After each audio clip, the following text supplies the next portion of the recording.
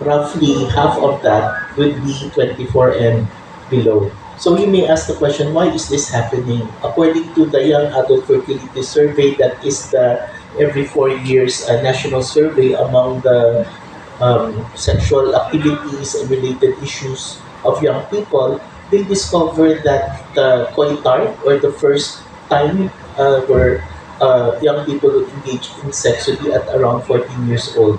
So that explains why there is a higher probability now that they may have contracted HIV without knowing it and transmitted to their peers without knowing it. But what the Young Adult Fertility Survey also showed is that there is a condom lag.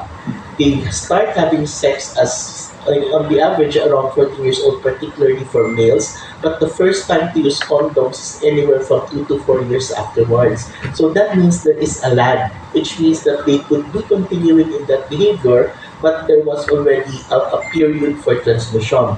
Second, in terms of condom use, there is also a lag in terms of testing.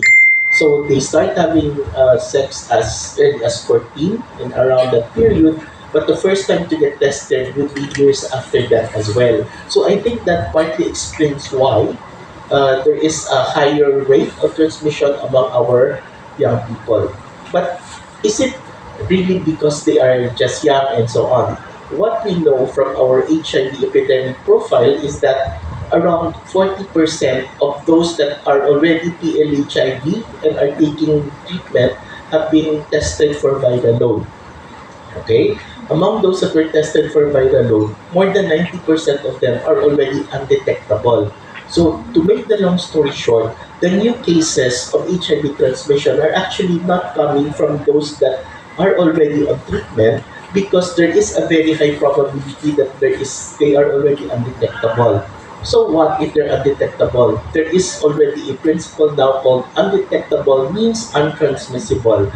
If you are HIV positive, you will still test as HIV positive, and for now it's for life kasi treat, wala pang cure, but there is treatment.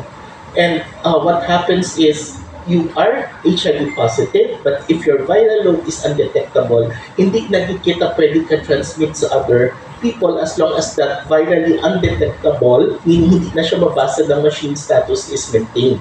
So that means if there are like 30 or so reinfections happening every day among our young people, is it coming from those who know their status and are already on treatment? Most likely, no. Our data shows that 90% of them are already undetectable. So, diin siya naghanin. Most likely, it is the new transmissions are coming from young people as well, who may already be HIV positive but do not know their status. Our data shows that only around 63% of those that are projected to be HIV positive across all age groups know their status. So that means there is roughly around 35%, and that translates to about 100,000 people who may already have HIV pero di nila balaan na may ara silang HIV. So that's why part of the